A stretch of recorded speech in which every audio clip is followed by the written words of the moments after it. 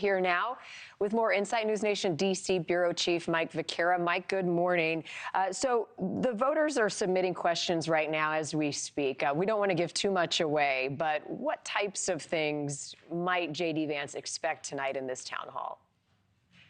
Well, I think as Robert just pointed out, the economy is job one, not only literally job one there in the Motor City, but also nationwide among core Republican voters and, of course, many Democratic voters, traditional Democratic constituencies like unions. I think it is so interesting, Marni, that we are having this town hall in Detroit, Michigan.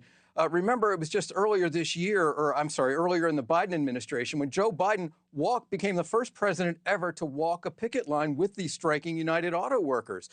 That was something that was very overt, very symbolic, and hoped to play into the Democratic strengths in what is obviously a swing state, having been narrowly lost by Hillary Clinton as the Democratic nominee in 2016 and narrowly won by Joe Biden just 4 years ago. And so we can expect things on the economy, subjects to come in on the economy. I think there's no question about that. Just before he joins us for this town hall with Chris Cuomo tonight at 8 p.m. Eastern, he's going to be having an event nearby in Waterford, Michigan, where he's going to be talking about the auto industry.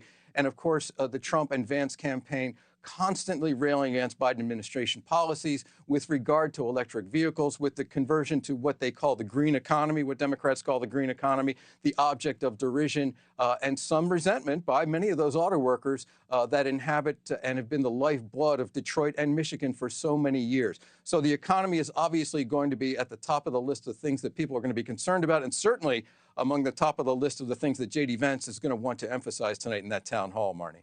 As a whole, what are the pros and cons, Mike, of a town hall event?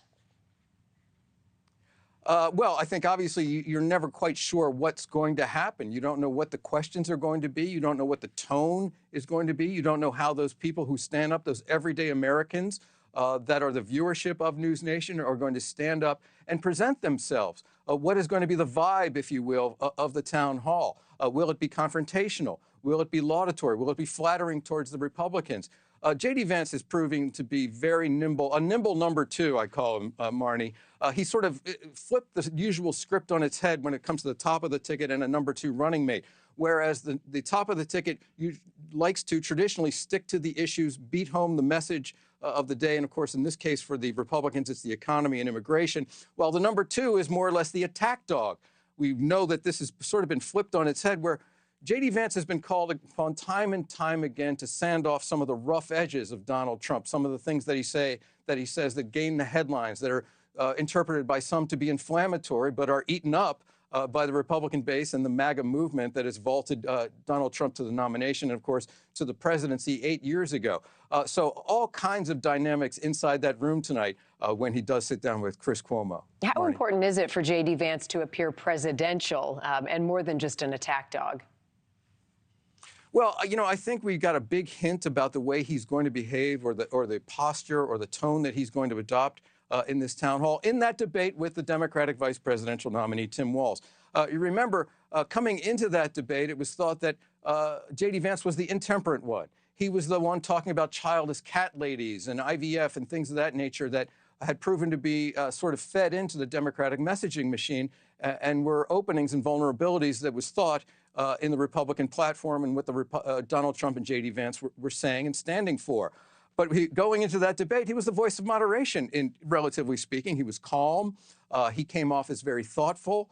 He came off as very in grasp of the issues. And I think that's the JD Vance we are likely to see tonight when he sits down with Chris. Yeah, both. Thank you for watching. Go to newsnationnow.com to find News Nation on your television provider. And don't forget to click the red subscribe button below to get more of News Nation's fact-driven, unbiased coverage.